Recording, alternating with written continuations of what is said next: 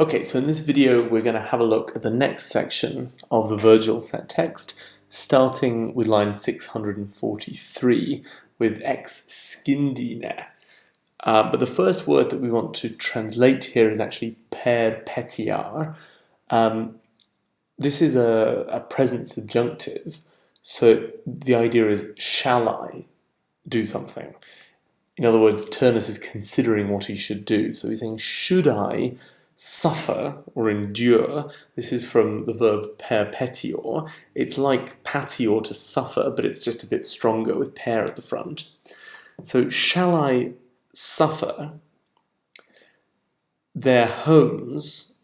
And then we can go to domos. So shall I suffer, shall I allow their domos, their homes, to be destroyed? That's ex scindi. So domos is their homes, that's the homes of Turnus's fellow Italians, and then ex scindi, that's the present passive infinitive of ex scindere. So it means to be destroyed. So shall I suffer or allow their homes to be destroyed? It's a kind of indirect statement here. Shall I allow it to be the case that their homes be destroyed? It's an accusative and infinitive construction. And the ne at the end of ex scindi just tells us that this is the beginning of a question. And then there's this little bit in brackets, id rebus defuit unum. Literally, this means that one thing, id unum, that one thing, defuit, has been lacking. That's from de sum, to be lacking. That one thing has been lacking from rebus, from events, from what's happened. In other words, this is the only bad thing that we haven't already had. The one thing we haven't had to put up with is the houses being destroyed. So now am I going to have to let that happen as well? The one thing that hasn't gone wrong, am I supposed to allow that to happen as well? And id unum, they're both neuter. That's why it means that one thing, because it's neuter. So, shall I allow their homes to be destroyed? That one thing is lacking from events, from things. And then we have nec, which means and not. So, and shall I not refellam? And this means to rebut or show to be false. So, shall I not rebut the dicta? That means the words, literally it's a participle, the having been spoken things. So therefore the words of Drances, Drances is the genitive of Drances.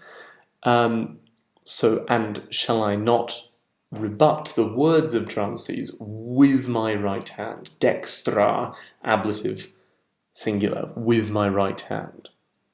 So basically Drances is someone who earlier on was mocking Turnus and calling him a coward.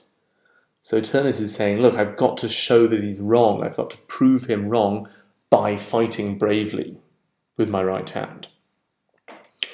And then he says in this next line, 645, he says, shall I turn my back?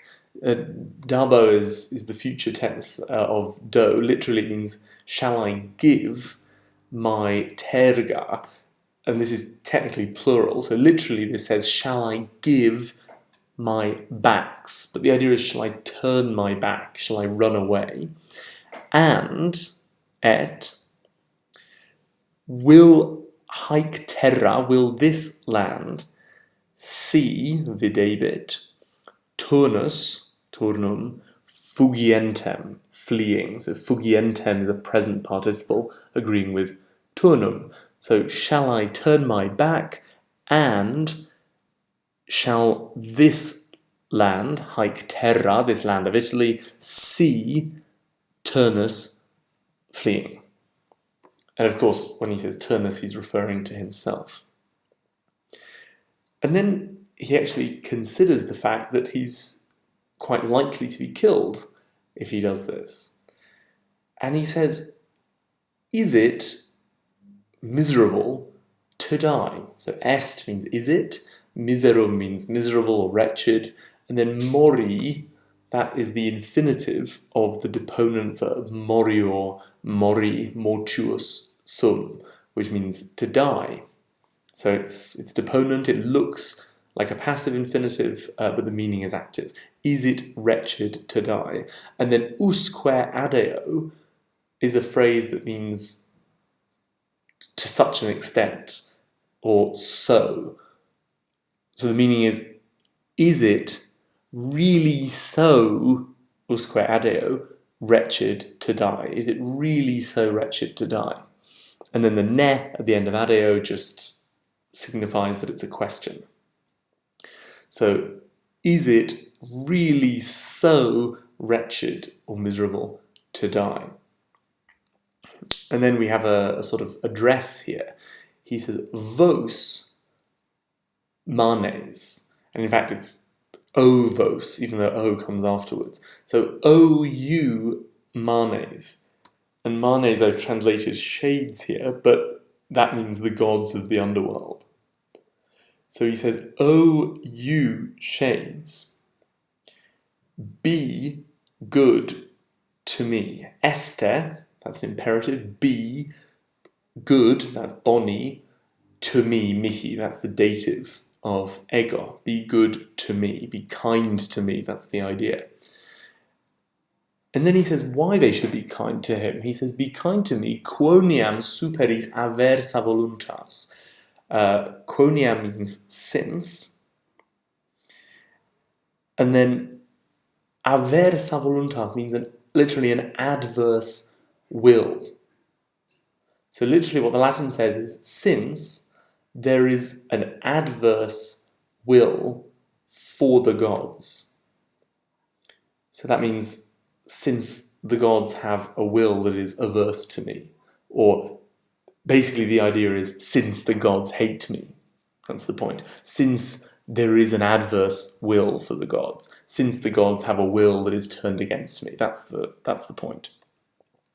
He then says, descendam. He says, I will descend. I will go down. He's referring to after his death. I will descend, descendam, future of descendo, to you, ad vos. And then here we have sancta anima, which are nominative, so they're sort of describing him, describing Turnus as the subject of the sentence. And we can use the English word as to convey that. So I will descend to you as an upright soul, a sancta anima, a holy soul, an innocent soul. That's the kind of idea. Or you, instead of as, you could say being. I will descend to you being an upright soul, a blameless soul. And also, atque, and being inscia istius culpae, being inscia, which means innocent, of that fault, istius culpae. Istius is the genitive of iste, which means that, and culpa means a fault, something you've done wrong. So he says, I will descend to you as an upright soul and innocent of that fault. In other words, he hasn't done this bad thing. He can die as an innocent man because he hasn't done this bad thing. And the bad thing he's talking about is basically running away. So he's saying, okay, I'm going to be brave, I'm going to fight, I'm probably going to die fighting, but that's okay because I can die as an innocent person. I can die with a guiltless soul because I haven't run away. I'm innocent of that fault, of the fault of running away. That's the point he's making. And he also says he will descend haud umquam indignus, not ever unworthy. So haud is a strong form of known. It means not. Haud, not at all. Umquam means ever. And indignus means unworthy. So I will descend, not ever unworthy, of my great magnorum avorum, which means sort of ancestors or forefathers. Literally, an avus is a grandfather, but here the idea is just, his ancestors in general. So I'll just go through that sentence one more time. So I will descend to you, advos, as an upright soul, as a sancta anima, and atque, innocent inscia, of that fault, istios culpae, not ever unworthy, haud umquam indignus, of my great forefathers, magnorum avorum. Okay, and then there's the translation, and then that was the end of his speech. And then we have vix ea fatus erat. Vix means scarcely. And then fatus erat means he had spoken. It's pluperfect, he had spoken. This is for fari fatus sum. This is a deponent verb, so it looks like a pluperfect passive, but the meaning is active. He had spoken those things, ea, and then vix means scarcely or only just. So the point is, he'd only just finished this speech when this new thing happened. And the new thing is another Italian called Sakes turning up. And we don't actually see the subject Sakes until sort of halfway through line 651.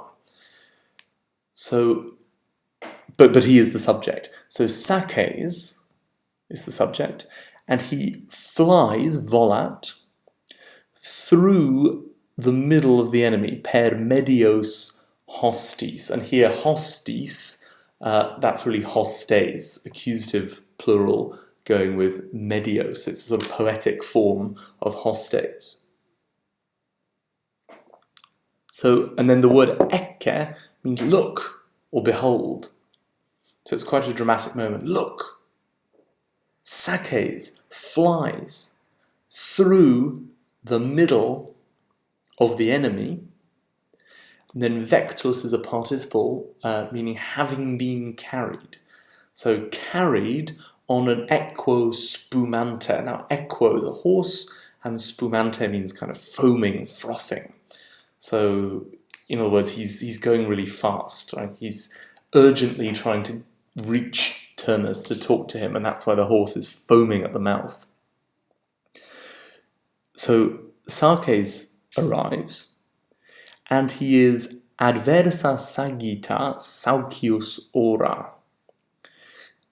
This is a slightly difficult phrase, but saucius means wounded, and then saggita means with an arrow. So he's wounded with an arrow. And then adversa ora, this is accusative plural, and this is what's called an accusative of respect. So he's wounded with respect to his face. He's wounded in the face, in the ora, and the ora is adversa, which means turned towards it. In other words, his face is turned towards the arrow, and the arrow hits him in the face. So that's why I translated it as wounded full in the face. So literally, wounded with an arrow in the face turned towards it. So wounded full in the face with an arrow. That's how you can translate it. So Sakes appears, he's wounded, and he rushes, ruit, he rushes on. Implorans, that's a participle, imploring or entreating. Turnus, he's the object of implorans, imploring Turnus by name, nomine.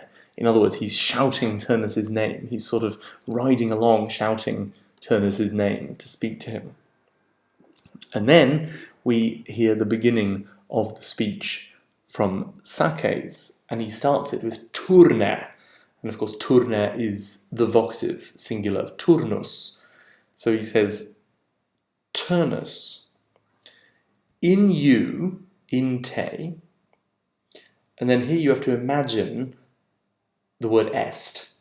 So in you is our suprema salus, our final, literally safety, our final safety. And the idea is our final hope of safety or our final opportunity for safety.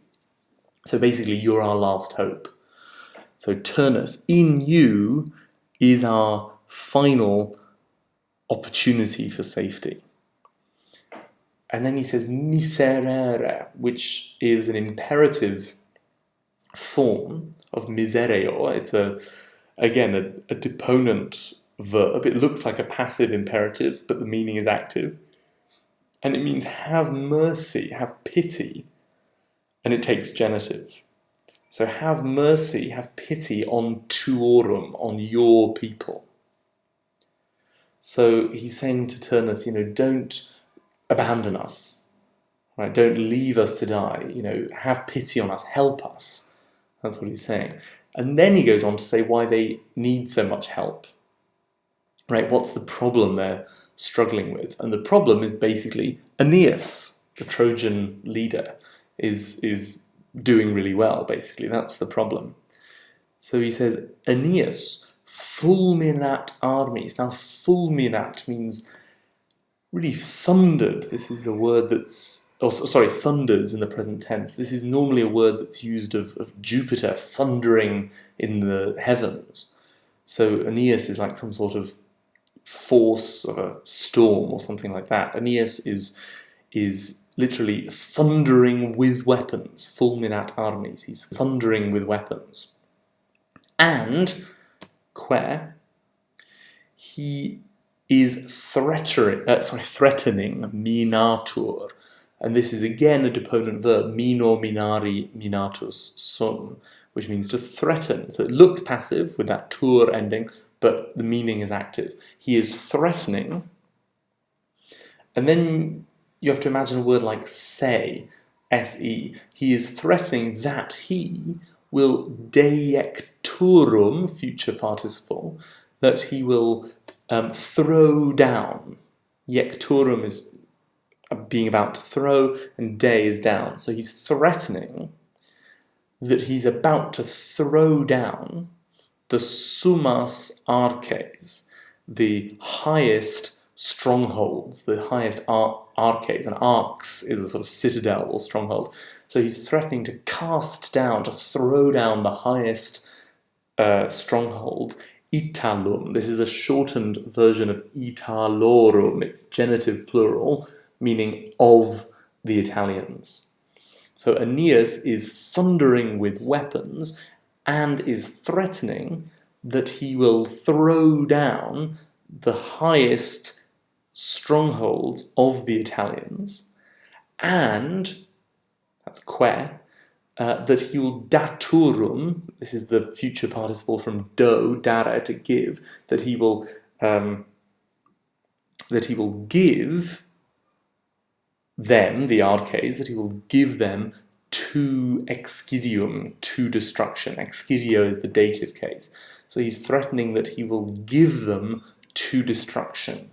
In other words, that he's going to destroy them. So the threat from Aeneas is that he's going to destroy the city of King Latinus. That's what Sakes is worried about. And there's one last bit in this sentence. He says, Iamque faces ad tecta volant. So Iamque means and now, or and already. Faces, that means torches, firebrands, sort of bits of wood that are on fire, are flying, volant, to the roofs ad tecta. So in other words, the Trojans are throwing these kind of burning torches, burning pieces of wood at the roofs of the Italian homes to burn them down. So that's what's going on here. So one more time on that sentence. Aeneas is thundering with weapons, or in arms, and he is threatening that he will throw down the highest citadels of the Italians and give them to destruction. And now, and already, firebrands or torches are flying to the roofs or towards the roofs. He then says, the Latins, they're the subject of this sentence, Latini.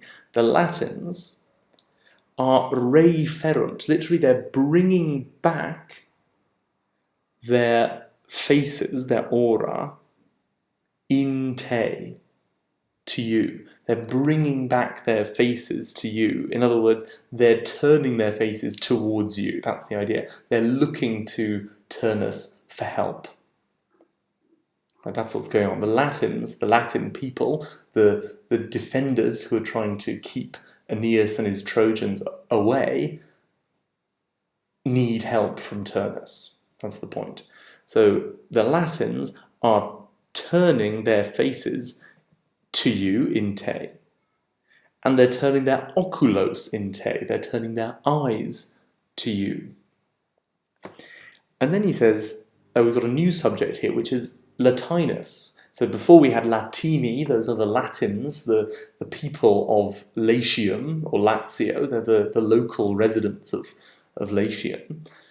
But now we have the king, right? Rex ipse Latinus, King Latinus himself